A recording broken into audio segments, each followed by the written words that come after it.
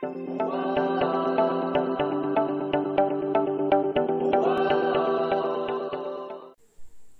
Everyone, welcome back to my channel. I hope आप लोग सब ठीक है और सभी को हैप्पी रथ यात्रा।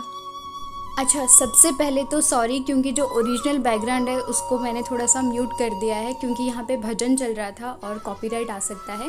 बस थोड़ी देर के लिए, उसके बाद फिर आप जो भी भजन यहाँ पे चल रहा है, जो भी कीर्तन यहाँ पे हो रहा था, वो आप क्लियरली सुन सकते हैं। वैसे पिछले व्लॉग में गजपति का अगर एग्जैक्टली बताऊं तो जो पर्लाखेमुंडी है उसका जो रथ यात्रा की जो तैयारियां हैं, मैंने आपको वो दिखाया था और आपको मंदिर भी लेके गई थी। वहाँ पे जो महाप्रभु है, बलराम है और सुभद्रा है, किसी की भी मूर्ति नहीं थी। तब मैंने आपको बोला था कि अगर आपको महाप्रभु के दर्शन करने हैं तो आपको रथ यात्रा तक का इंतज़ार करना पड़ेगा।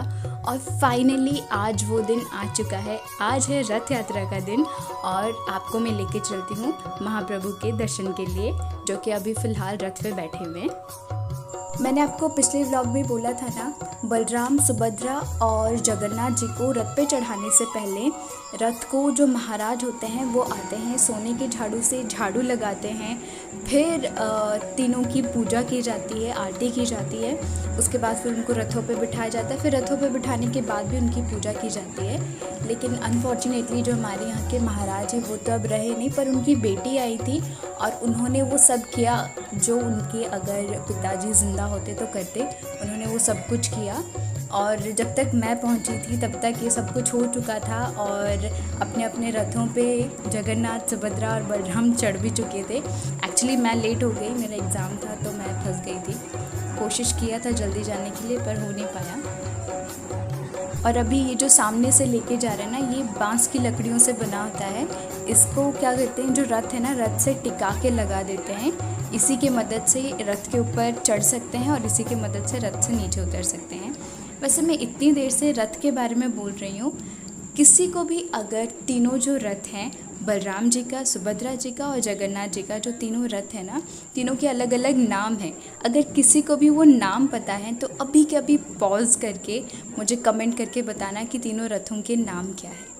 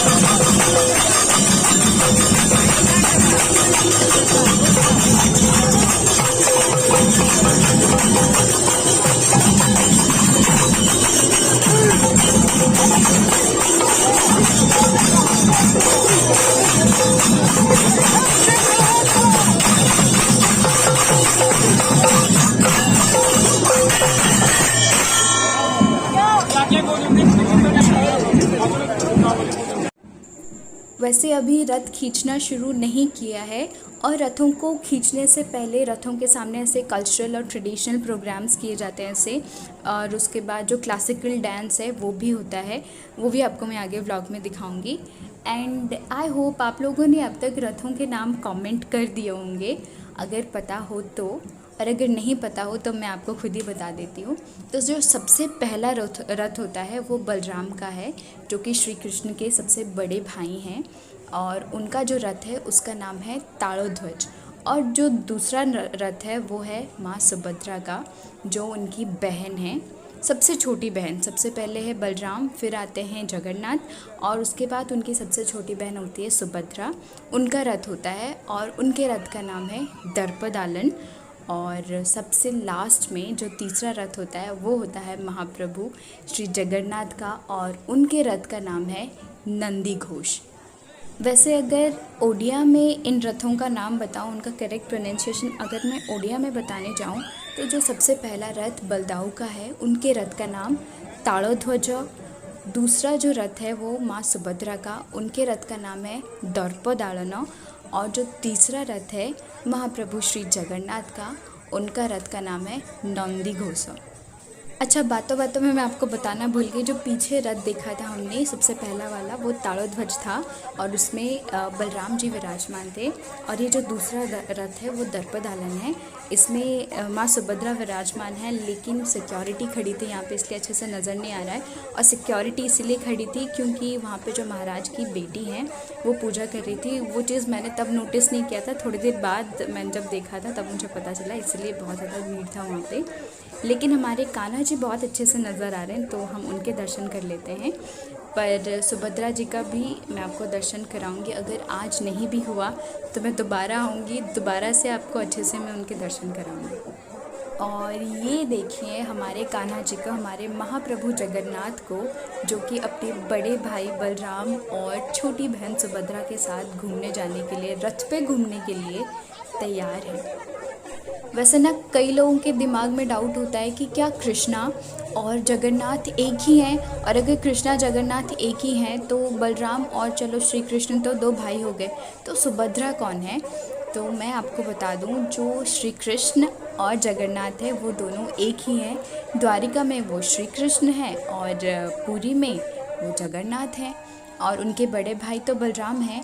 और जो सुभद्रा है, अगर आपको याद होगा जब कृष्ण का जन्म हुआ था, श्री कृष्ण का जब जन्म हुआ था, उस समय जो वासुदेव है उन्होंने क्या किया था, उनको नदी जमुना पार करा के नंद लाला के घर पे छोड़ दिया था, और वहाँ से एक कन्या को उठा के लेके आए थे। वही कन्या जिसने कंस को बताया था कि उसका अंत निकट आने वाला है और जो उसका वध करेगा, उन्होंने जन्म ले लिया है, ये वही है, उन्हीं का नाम सुभद्रा है।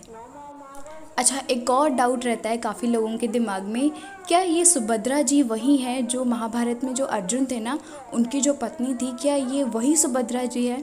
तो जी हाँ, ये वही सुभद्रा जी है, जो महाभारत में श्री अर्जुन थे ना, उन्हीं की पत्नी है, ये वही सुभद्रा है। और जो महाभारत में अभिमन्यु थे ना, उनकी माता भी यही है। अच्छा, फ़िलहाल ना सुभद्रा रथ के पास बहुत ज़्यादा भीड़ था, क्योंकि यहाँ पे जो महाराज की बेटी है ना, वो पूजा कर रही थी। अगर आप देख सकते हैं तो वो जो उतर रही हैं नीचे, अभी सामने आएंगी, वही है महाराज की बेटी। महाराज तो अभी रहे नहीं, तो उनका जो भी काम होता है वो उनकी बेटी करती है यहाँ पे अभी आके। अच्छा, अब मैं और कुछ नहीं बोलूँगी, अब आप इस व्लॉग को एंजॉय करें, और जहाँ पर मुझे लगेगा कि नहीं यहाँ पे थोड़ा बहुत कुछ बताना चाहिए तो मैं आपको वो बताऊँगी। तब तक आप एंजॉय करें व्लॉग को।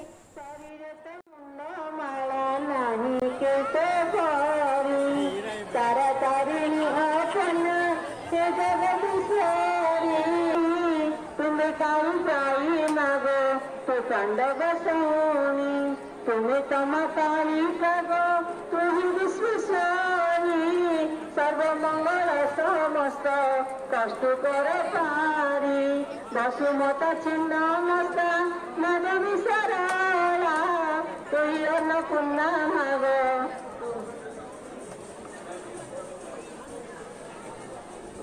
जय जगन्नाथ। ପାଟି ପଡ଼ିଲାଣି କିଛି ମାତ୍ରାରେ ସେମାନେ ଉପଶମ ପାଇବେ ବା କିଛି ମାତ୍ରାରେ ରକ୍ଷା ପାଇବେ ଗରମରୁ। ଏ କ୍ଳାନ୍ତ ଶରୀର, ଏ ଭକ୍ତଗଣ ମାନଙ୍କର କ୍ଳାନ୍ତ ଶବ, ସେ ଯୋଉ ପୂଜା ପଣ୍ଡା ଭାଇନାମାନେ ଅତ୍ୟନ୍ତ କ୍ଳାନ୍ତ ହେଇ ପଡ଼ିଛନ୍ତି, ଟିକେ ଝାଳରୁ ମଧ୍ୟ ରକ୍ଷା ପାଇବେ। ଥଣ୍ଡା ପବନ ହବ, କିଛି କିଛି ଝିପି ଝିପି ବର୍ଷା ହବ। ଇଏ ହଉଛି ବଳସାଣ୍ଡର ଅପୂର୍ବ ମହିମା। ଆପଣ ଦେଖନ୍ତୁ ଯେତେ ଗରମ ହେଲେ ମଧ୍ୟ ବଳସାଣ୍ଡ କାହାକୁ ଦୁଃଖ ଦେଇନାହାନ୍ତି, କାହାକୁ କଷ୍ଟ ଦେଇନାହାନ୍ତି। ସେ କାହା ଦୁଃଖ ଦେଇ କରନ୍ତିନି, ସେ ଦୁଃଖ ନାଶନକାରୀ, ସେ ଦୁଃଖ ସୁଖ ପ୍ରଦାନକାରୀ। ତେଣୁ ଦୁଃଖ ତୁମକୁ ଦୁଃଖ ଯେତେବେଳେ ଫେରାଇ ବଳସାଣ୍ଡ ତୁମେ ସୁଖ ପ୍ରଦାନ କରୁଛ କେବଳ ମାତ୍ର ସେଇଥିରେ କାହିଁ ଚାରମାଳ ଉପରେ ଭକ୍ତି ଦେଲ। ଏଇଟା ତ ହଉଛି ଗୋଟିଏ ଶାସ୍ତ୍ର ବିଡ଼ମ୍ବନା। କିନ୍ତୁ ଉପରକୁ ଗଲ ତୁମର ତ ସବୁ କାର୍ଯ୍ୟ। ପୁଣି କଣ ଆଉ କିଛି ଅଛି କି ଏ ବଳସାଣ୍ଡ? କେଉଁ ଭକ୍ତ ଆସିବାର ଅଛି କି?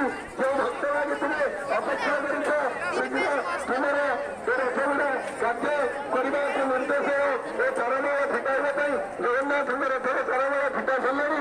ଏବେ ଏଠାରେ ଏ ପାଖରେ ମା ସୁଭଦ୍ରଙ୍କର ମା ବିଜୟ ମହାରାଣୀ ସୁଶ୍ରୀ ମା ଏପଟେ ଯାଉଛନ୍ତି ଧୀରେ ଧୀରେ ରାଜନଗର ଉପସ୍ଥିତ। ଏ ଚାରମାଳ ମଧ୍ୟ ଫିଟାଯିବ ଏବଂ ବଳଦେବଙ୍କର ମଧ୍ୟ ଚାରମାଳ ମଧ୍ୟ ଫିଟା ସରିଲାଣି। ଏ ଆମର ପ୍ରସାରଣ କେନ୍ଦ୍ରରୁ ଯାହାକୁ ଦୃଶ୍ୟମାନ ହେଲେ ଭକ୍ତମାନେ କେତେବେଳେ ରଥ ଟଣାଯିବ ସମସ୍ତଙ୍କର ଉତ୍କଣ୍ଠା ଧୀରେ ଧୀରେ ବଢ଼ିଯାଇଛି।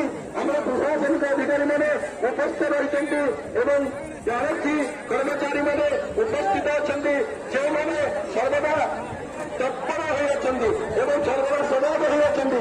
ଆରକ୍ଷୀ କର୍ମଚାରୀମାନଙ୍କୁ ଅନୁରୋଧ, ସେମାନେ ସମସ୍ତଙ୍କ ଦାୟିତ୍ୱ ଟିକେ ସୁଚାରୁରୂପେ ଭକ୍ତମାନଙ୍କର ଗହଳି ଘଟୁଛି। ବର୍ତ୍ତମାନ ମଧ୍ୟ ଅଛନ୍ତି ଆରକ୍ଷୀ କର୍ମଚାରୀ ଭାଇମାନଙ୍କୁ ଅନୁରୋଧ, ସେମାନେ ନିଜ ନିଜ କର୍ମ, କାହିଁକିନା ଭକ୍ତମାନେ ପିଲାଛେଲା ହେଲେ ତାଙ୍କ ଦାୟିତ୍ୱରେ ତାଙ୍କୁ ସୁଚାରୁରୂପେ ପରିଚାଳନା କରିବା ତାଙ୍କର ହେଉଛି। ବର୍ତ୍ତମାନ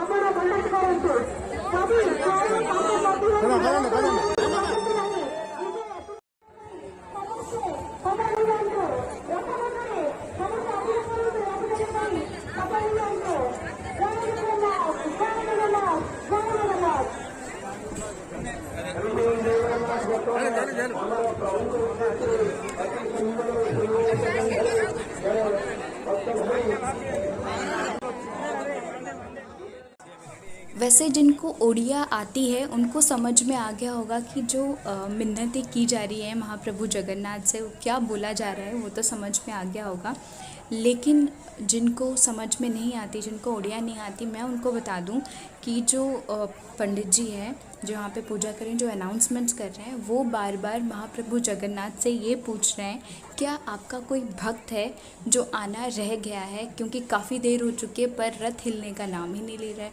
तो वो वही पूछने की कोशिश कर रहे हैं कि आपका कोई भक्त छूट गया है जिनका आप इंतज़ार कर रहे हैं।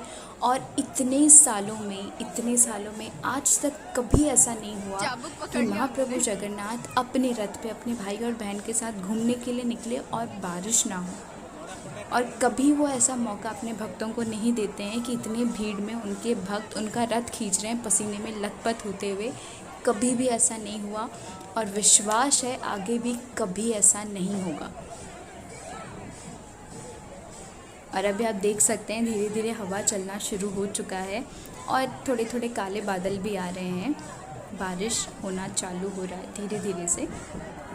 रही बात किसी भक्त के ना आने से महाप्रभु जगन्नाथ के रथ के रुक जाने की, तो जी हाँ ऐसा हुआ है और उसके बारे में मैं आपको बताऊंगी अगले व्लॉग में, क्योंकि आप लोगों से बात करते करते मुझे पता ही नहीं चला। ये व्लॉग ऑलरेडी बहुत लंबा हो चुका है और अभी बहुत कुछ बाकी है, रथ का खींचना बाकी है और क्लासिकल डांस भी है जो कि मैं आपको अगले व्लॉग में दिखाऊंगी, क्योंकि ये व्लॉग ऑलरेडी बहुत लंबा हो चुका है। वैसे ना मैं इतनी देर से जूम कर के उन पे फोकस करवाने की कोशिश कर रही थी। वो जो रथ के ऊपर खड़े ना सफ़ेद कुर्ते में एकदम सामने छोटे से नज़र आ रहे हैं, वो उनको बोलते हैं महाडाहु को। वो क्या करते हैं, रथ के ऊपर आएंगे, अपना फूल माला पहनेंगे, उसके बाद वो जब चाबुक चला के इशारा देंगे ना, उनके इशारे से ही रथ खींचा जाएगा। और जब वो चाबुक चला चला के इशारा देंगे, लोग इतने प्यार से रथ खींचेंगे और इतना जो सुंदर नज़ारा है, हमें पता ही नहीं चलेगा कब रथ खींचता खींचता महाप्रभु जगन्नाथ के मासी के घर तक पहुंच जाएगा। और वो जो रथ खींचते वक्त जो तीनों रथ एक साथ खींच रहे होंगे, वो जो सुंदर और अद्भुत नज़ारा है वो आपको देखने को मिलेगा अगले व्लॉग में। एंड आई होप ये व्लॉग आपको अच्छा लगा, और अच्छा लगा तो जय जगन्नाथ कमेंट करना तो बिल्कुल भी मत भूलना। Thank you so much for watching.